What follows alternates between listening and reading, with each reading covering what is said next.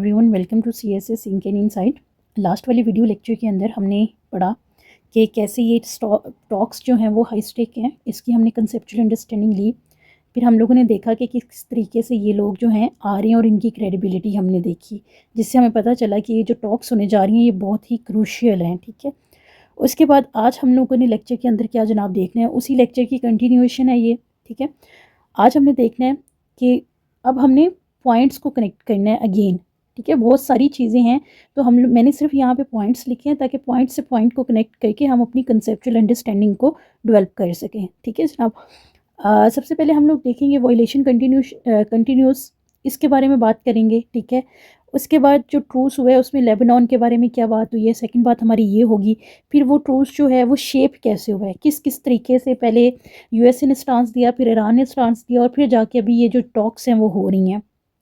उसके बाद हमने स्पॉयलर्स का रोल पढ़ेंगे। ठीक है, ये बहुत इंपॉर्टेंट पॉइंट है लेबनान वाला, इसको समझने की कोशिश करेंगे। ठीक है, उसके बाद क्या क्या फ्रेमवर्क्स आए हैं ईरान की तरफ से कि क्या क्या कुछ होना चाहिए, और मैरिटाइम के बारे में पढ़ेंगे, और वर्केबल बेसिस का कंसेप्ट लेंगे कि ये कैसे जो है वो रीशेप हो रहा है, ये कैसे टर्न हो सकता है एक अनरीजनेबल सिचुएशन के अंदर।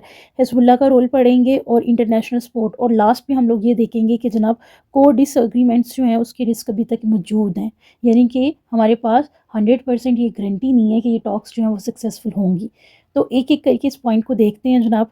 और इससे पहले जो हम लोगों ने इन पॉइंट्स पे अपनी वीडियो बनाई है, अगर वो आपने नहीं देखी है तो पहले वो देख लें, ताकि आप जो है ना वो एक सीक्वेंस में चीज़ों को क्या कर सकें, समझ सकें। ईरान ने वार्न किया है कि जनाब जो है मैं विड्रॉ कर सकता हूँ अगर आपने वॉयलेशन कंटिन्यू रखी। अब वॉयलेशन कंटिन्यू कैसे, कि जिस दिन ये बात हुई है कि चलो थोड़ा सा पॉज लेते हैं, उसी दिन क्या हुआ था, बल्कि यहाँ पे आगे आ जाएगा, आई थिंक आगे आ रहा है इस बात की, ये बात अभी आपने ज़हन में रखना है। ठीक है, वॉयलेशन कंटिन्यू को।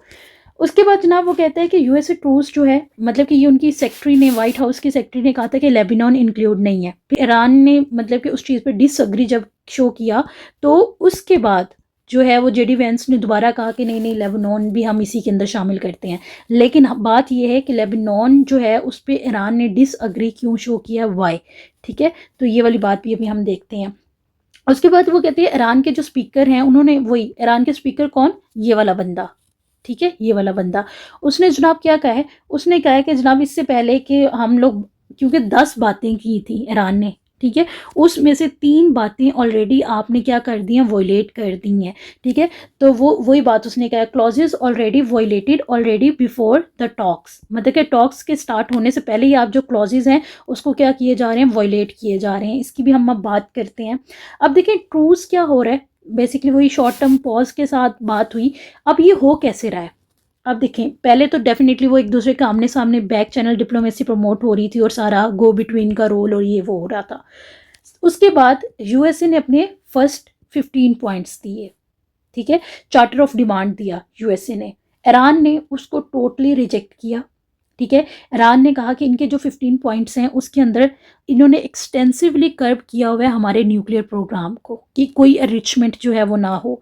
इन्होंने हमारी मिसाइल कैपेबिलिटी पे बहुत ज़्यादा स्टिकनेस की हुई है, और रीजनल अलाइंस के बारे में ये जो है ये बहुत ज़्यादा इन्वॉल्व, खुद को मतलब कि इन्वॉल्व किए जा रहे हैं हमारी इंटरनल रीजनल पॉलिटिक्स के अंदर। ठीक है, उसकी इस पॉइंट के अगेंस्ट वर्सेस जो है वो ईरान ने जो दिए, वो क्या दिया, 10 पॉइंट्स। और देखें उन्होंने बैक चैनल्स के थ्रू वट एवर सो जैसे तैसे 15 पॉइंट दिए, इसको ईरान ने रिजेक्ट किया। फिर ईरान ने अपने 10 पॉइंट दिए। जब 10 पॉइंट में थोड़ा सा जो है ईरान ने एम्फोसिस किया, क्या एम्फोसिस किया, जो ये वाली बातें थी, उसने कहा कि आप जो है हमारी सॉवरेनिटी की इज्जत करें और डी एस्केलेशन की तरफ जाएं। ठीक है, और डी एस्केलेशन उसने सिर्फ अपनी नहीं बात की, उसने कहा पूरे रीजन के अंदर जो आप जो मिसाइल और ड्रोन मारते हैं इसको अवॉइड करें। तो मीनिंग दैट कहीं ना कहीं ये चीज़ें बैक डिप्लोमेसी हुई, फिर ईरान ने ये बात की, और फिर जाके जो अभी जो है वो क्या हो रही हैं, टॉक्स हो रही हैं। ठीक है, हम कह रहे हैं कि मतलब के अंदर से बाज़-औक़ात क्रिटिसाइज़ किया जा रहा था ना कि पाकिस्तान ने जो बैक चैनल डिप्लोमेसी करने की कोशिश की है वो फेल, भाई कैसे फेल हो गई है, फेल नहीं हुई है। ठीक है, ये हुआ ये हुआ ये हुआ, तो अब जाके as a result of back channel वो आमने सामने बैठ के बात करने जा रहे हैं। ठीक है, तो ये फेल नहीं हुआ। ठीक है, ये इसी का रिजल्ट है। उसके बाद एक और बात, मिस्टर रागची ने क्या किया, थैंक किया किसको, पाकिस्तान को। उसने कहा है कि आपने ये मतलब कि एक अच्छा इनिशिएटिव लिया, मतलब कि बड़ा इनकरेज किया उन्होंने, इवन कि इसके बारे में ट्वीट भी की, ठीक है, मतलब कि उन्होंने इस पाकिस्तान को क्या किया, इसके लिए प्रेज किया। आल्दो के ट्रूस है लेकिन स्टिल, ठीक है, एक पॉज तो मिला है ना, अच्छा कि भाई ठीक है, हालात जो हो रहे हैं सो हो रहे हैं, चलो अब एक दफ़ा बैठ के बात करते हैं।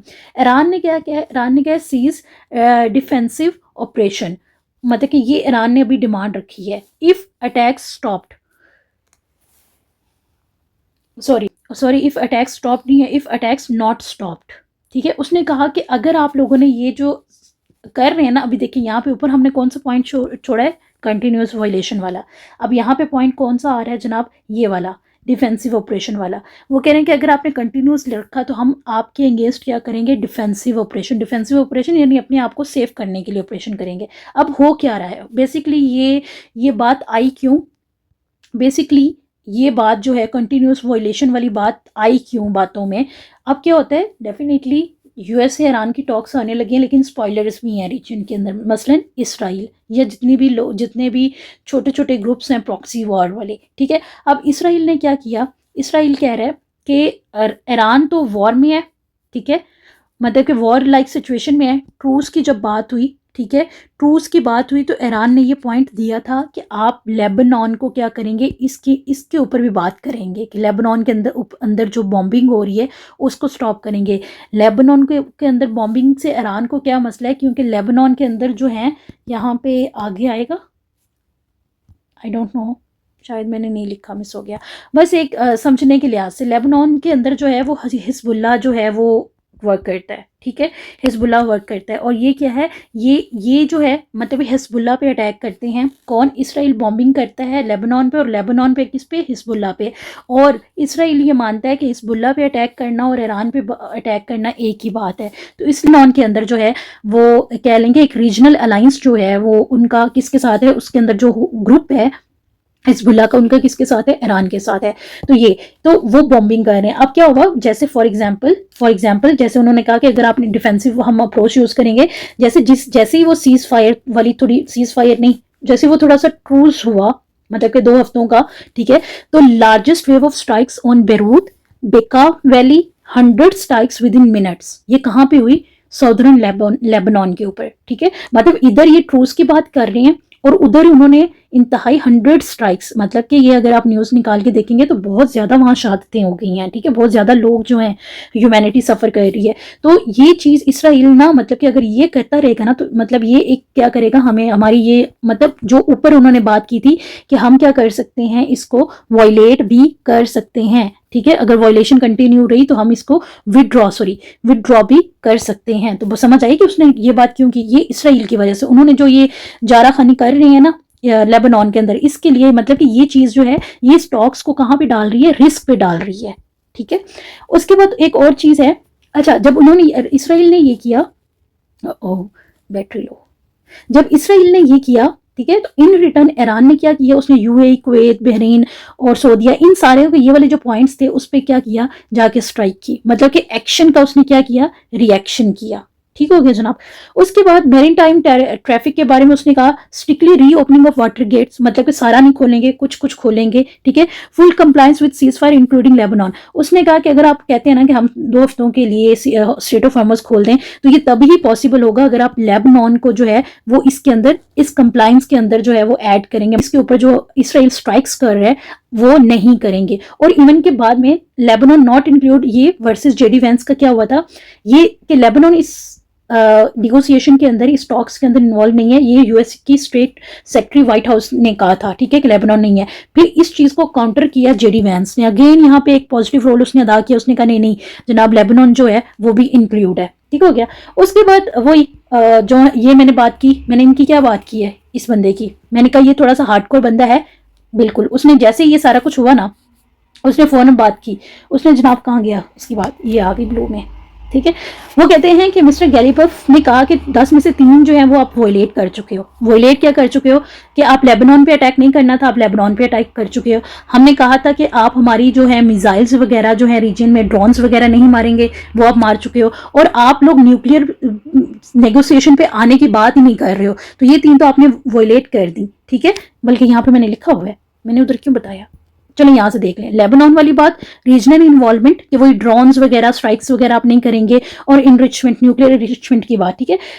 अच्छा, इससे पहले ना, मतलब इस बात से पहले जो है वो ट्रंप ने कहा था कि इन्होंने जो ये पॉइंट दिए हैं ना, कौन से पॉइंट्स दिए हैं जनाब, जो हमने ऊपर बात की है। सॉरी हम बहुत इधर उधर जा रहे हैं, लेकिन मैंने कलर्स इसीलिए यूज किए हैं कि ताकि हमारे डॉट से जो डॉट है ना वो कनेक्ट हो और थोड़ी सी हमारी अच्छी सी अंडरस्टैंडिंग डेवलप हो, ठीक है, एक ही जगह पे, ठीक है। इसलिए मैंने थोड़े कलर्स यूज करके छोटा छोटा करके, ताकि पढ़ते वक्त जो है वो हम इसे जूम करके पढ़ सकते हैं। तो इसलिए बहुत सारी चीजें एक ही जगह पे एक स्ट्रक्चर वे में हम डिस्कस कर लें।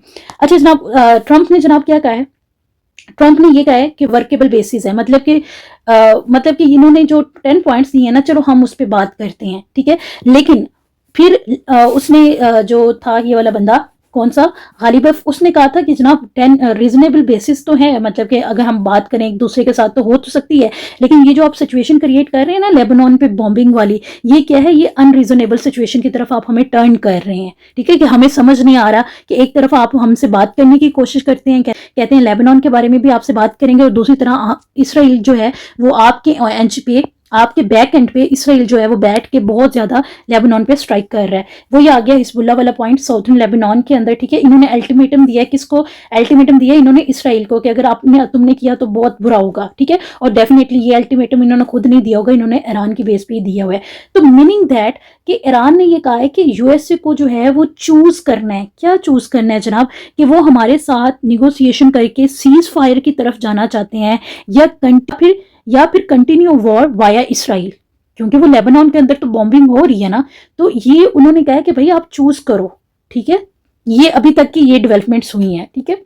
जो बाद इंटरनेशनल सपोर्ट देखें तो डेफिनेटली उसको वेलकम किया गया, एफर्ट्स को एक्नॉलेज किया गया कि रीजनल पीस के अंदर जो है वो पाकिस्तान ने या कंट्रीज़ ने जो है वो उसको, इवन के फ्रंट एंड पे डेफिनेटली वही पाकिस्तान है, लेकिन हमने अपनी लेक्चर्स के अंदर डिटेल में कवर किया है कि जनाब फ्रंट एंड पे पाकिस्तान है, लेकिन पीछे कौन है, पीछे आपका कतर भी इन्वॉल्व है, पीछे आपका KSA भी है, पीछे आपका तुर्की भी है, पीछे आपका इजिप्ट भी खड़ा हुआ है, ठीक है। ये बैक एंड पे आपके साथ खड़े हुए हैं, और फ्रंट एंड पे डेफिनेटली सारा कुछ लीड जो है वो किसने किया है, पाकिस्तान ने किया है। तो एक रीजनल पीस की एफर्ट की गई है। अब देखें अब कहाँ कहाँ किस किसने क्या क्या किया और क्या क्या जवाब आया, ठीक है। अब यहाँ पे देखें इंपॉर्टेंट सा पॉइंट है, वो कहते हैं कोर डिसएग्रीमेंट रिमेन स्ट्रॉन्ग। अभी भी भाई देखो, सबसे पहले पर्सनैलिटीज से ही पता चल जाता है, ठीक है, कि पर्सनैलिटीज़ जो हैं वो इतनी क्रेडिबल आ रही हैं, तो डेफिनेटली ज़रूरी नहीं है कि हर बंदा जो है वो अपनी बात मनवा लेगा, ठीक है।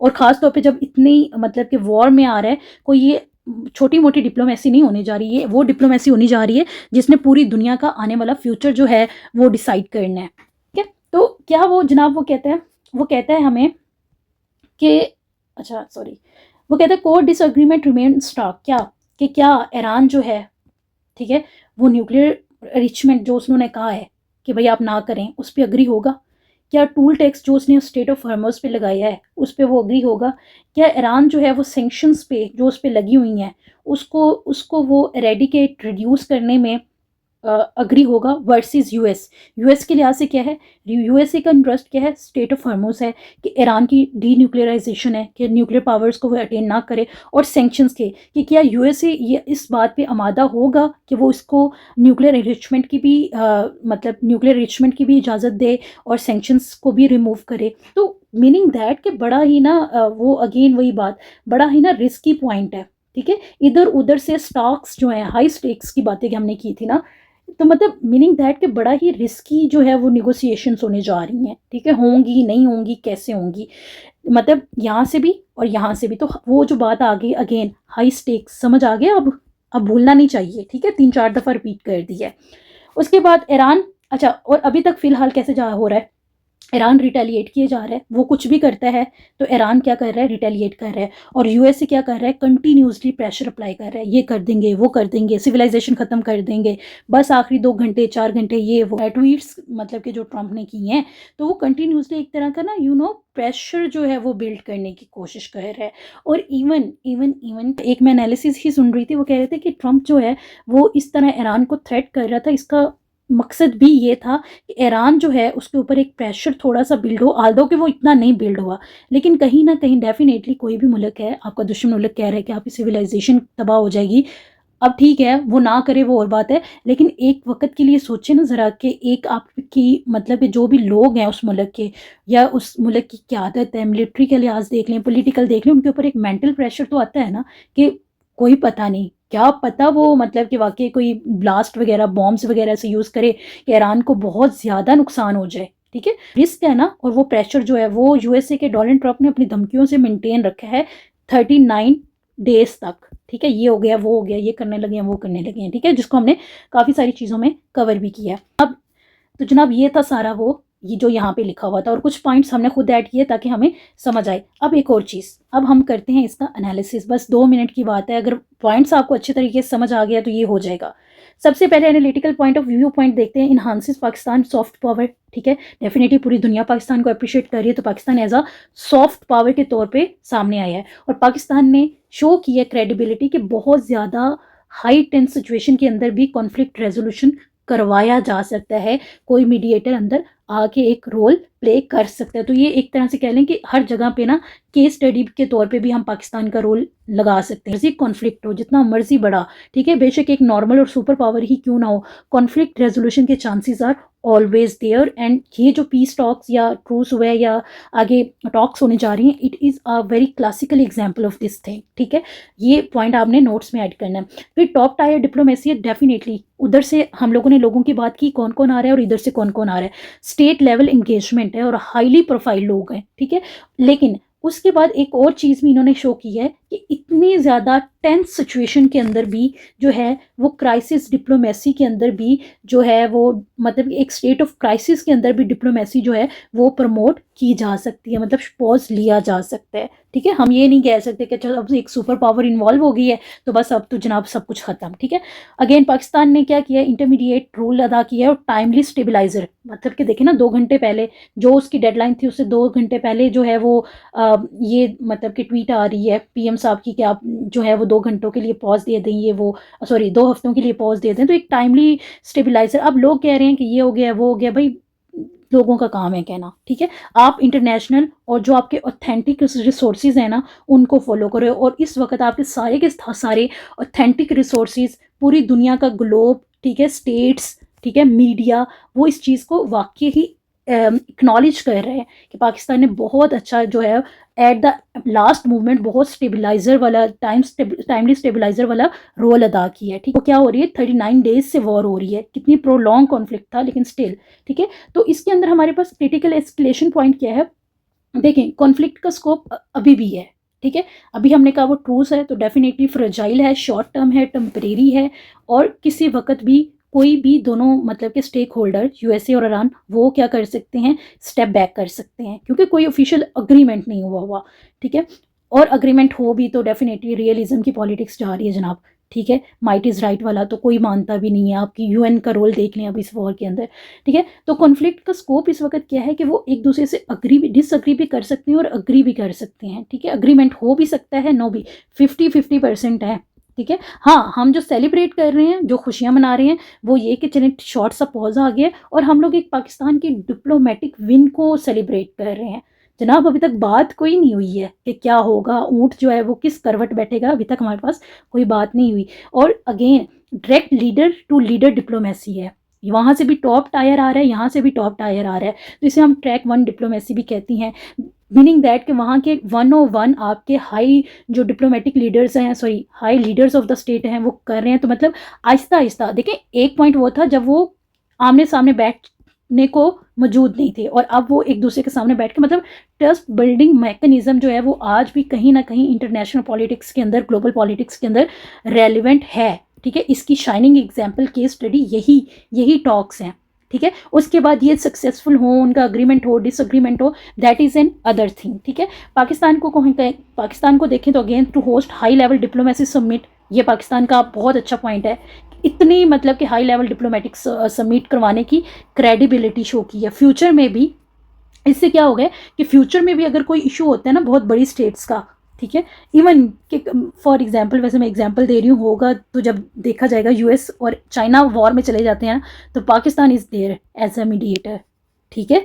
ये बहुत ज़्यादा मतलब कि कह लें कि बड़ा पाकिस्तान जो मतलब ये बहुत ज़्यादा जो है ना, पाकिस्तान एक अट्रैक्टिव मीडिएटर होगा, ठीक है। ये तो अब अल्लाह ताला की ज़ात को पता है, लेकिन फिर भी ठीक है, चीज़ों को हम क्या कर रहे हैं, डॉट से डॉट कनेक्ट करके अपनी अंडरस्टैंडिंग डेवलप कर रहे हैं। उसके बाद निगोसिएशन एसिमेट्री है। कैसे एसिमेट्री क्या है? एसिमेट्री का मतलब ये है कि यार अभी तक उनके जो उधर से 3 पॉइंट्स आए हैं और इधर से पॉइंट्स आ रहे हैं यूएस की तरफ, दोनों के अंदर क्लैश बहुत ज़्यादा है, ठीक है। अब कौन मानेगा, कौन दूसरे को मनवा सकेगा, ये तो अब कल का सूरज ही बताएगा। जो भी इसका रिजल्ट निकला जनाब, जो भी रिजल्ट निकला, ठीक है, कोई रिजल्ट ना भी निकला तब भी इसका जो इम्पैक्ट है ना इस कॉन्फ्लिक्ट का, वो रीजनल नहीं है, वो जियो इकोनॉमिक भी है, जियो पोलिटिकल भी है, पूरा ग्लोब पे इसका इम्पैक्ट है, ठीक है। उसके बाद इंटरनेशनली मतलब कि थोड़ा सा ये पॉइंट आप 2-3 दफ़ा हमने कह दिया, पाकिस्तान ने क्या किया है, गेन किया है ग्लोबल डिप्लोमेटिक लेजिटिमेसी को और मिडिल पावर डिप्लोमेसी। ये बहुत इंपॉर्टेंट पॉइंट है पाकिस्तान के कॉन्टेक्स्ट में। मिडिल पावर डिप्लोमेसी को पाकिस्तान ने एक दफ़ा दोबारा एक बहुत हाईली टेंस सिचुएशन के अंदर बहुत ज़्यादा रेलिवेंट कर दी है, ठीक है। अब जो है वो जो टॉक्स हो रही हैं उसका कुछ पॉजिटिव भी हैं और वीकनेस भी हैं। पॉजिटिव क्या है कि पाकिस्तान ने न्यूट्रल पोजीशन अदा की, टाइमली इंटरवीन किया और बूस्ट किया, एक सपोर्ट प्रोवाइड की, प्लेटफॉर्म प्रोवाइड किया, बैक चैनल डिप्लोमेसी के ज़रिए जो है वो कोशिश की कि ये इशू जो है रिजॉल्व हो जाए। ये तो जनाब हो गए इसके प्लस पॉइंट। अब वीकनेस क्या है कि यार देखें, पाकिस्तान ने सिर्फ इस वक्त जो रोल अदा किया है ना, वो इन दोनों को आमने सामने बिठा के थोड़ा सा ट्रस्ट बिल्डिंग करके इशू को रिजॉल्व करने की कोशिश की है।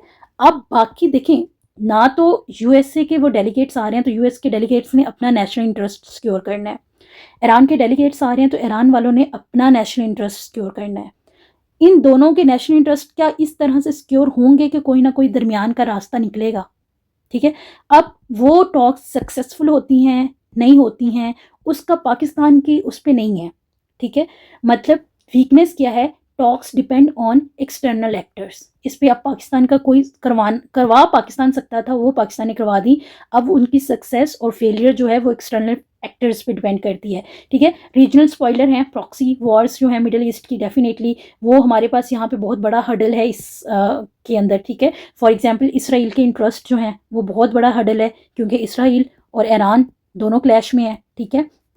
तो देखते हैं क्या होता है। और सीज फायर वायलेट होने के अगर फॉर एग्जांपल 2 हफ्तों से पहले फिर इसराइल जो है, इसे क्या हो गया है, सॉरी, अगर सपोज 2 हफ्ते, यार सॉरी, अगर सपोज 2 हफ्तों से पहले मतलब 2 हफ्तों का पॉज है ना, अगर 2 हफ्तों से पहले इसराइल फिर अटैक कर देता है तो ईरान ने तो पहले कह दिया जनाब अगर आप लोग अटैक करोगे तो हम विड्रॉ कर जाएंगे, ठीक है। तो स्पॉयलर्स आर देयर, ठीक है, इसराइल की फॉर्म में, प्रॉक्सीज के फॉर्म में, ठीक है। वॉयलेशन होने के पूरे चांसेस आर देयर। फ्यूचर क्या है जनाब, अगर ये सक्सेसफुल हो जाती हैं तो ग्लोबल मीडिएटर्स का रोल जो है वो सक्सेसफुली डन हो जाएगा। और पाकिस्तान के कॉन्टेक्स्ट में बात कर रही हूँ, और पाकिस्तान को एक फॉरेन पॉलिसी के लिहाज से बहुत ज़्यादा क्या किया जाएगा, प्रेस्टीज माना जाएगा। और खुदा न खास्ता अगर ये फेल हो जाती हैं तो बात बड़ी साबित है कि सिर्फ यूएसए ईरान निगोसिएशन पे फेल नहीं होगा, बल्कि उनका फेलियर जो है वो कॉज करेगा क्या, एक हाई लेवल की रीजनल इंस्टेबिलिटी कहाँ पे आएगी जनाब, मिडिल ईस्ट में आएगी। और उस मिडिल ईस्ट में कहीं ना कहीं आपकी स्ट्रेट ऑफ हार्मोज भी है, ठीक है, बाबुल मंदिब भी है, ठीक है। और उसके बाद जो है अगर मिडिल ईस्ट में आती है तो मतलब इकॉनमी, और पहले ही हम कहते हैं 21st century is the century of economy. अगर ग्लोबल इकॉनमी हिट हो जाएगी तो इसका इम्पैक्ट पूरे ग्लोब, अल्लाह ग्लोब नहीं बना मुझसे सही जनाब, ये सपोज कर लें, ठीक है, पूरी दुनिया में इसके जो हैं इम्पैक्ट हमें नज़र आएंगे। तो और अगेन मिडिल ईस्ट के अंदर अगर फॉर एग्जांपल मिडिल ईस्ट के अंदर हालात ख़राब होते हैं, ये तो इकॉनमी के लिहाज से पूरी दुनिया, मिडिल ईस्ट के इट्सेल्फ जो है वो डेफिनेटली ईरान इसराइल और यूएस से अटैक करने से बाज नहीं आएंगे, ईरान जो है वो रिटेलिएट करने से बाज नहीं आएगा, तो पूरे खित्ते के अंदर एक मैसिव डिस्प्लेसमेंट जो है वो जनरेट होगी। इस पर भी हमने पहले एक लेक्चर किया है, उस पर आपको प्योरली आइडिया होगा कि यार ये टॉक्स जो हैं वो उनका सक्सेसफुल होना कितना ज़्यादा क्रूशियल है इस टाइम। ठीक है, तो जनाब ये था बेसिकली, इसमें हम लोगों ने सारा कुछ डिस्कस किया, पाकिस्तान का रोल, कौन कौन कहाँ कहाँ से और किया, और आई होप सो कि आपको समझ आया होगा। ठीक है, यहाँ से मैं एक दफ़ा फिर जल्दी से इसको यूँ कर देती हूँ, अगर किसी ने स्क्रीनशॉट लेना है या सपोज जब आप अपने नोट्स में लिख रहे होंगे तो जो की पॉइंट्स होते हैं ना, बेसिकली ये नहीं होता कि आपने पूरा आर्टिकल उठा के करना होता है, आपने इसके की पॉइंट्स लेने होते हैं।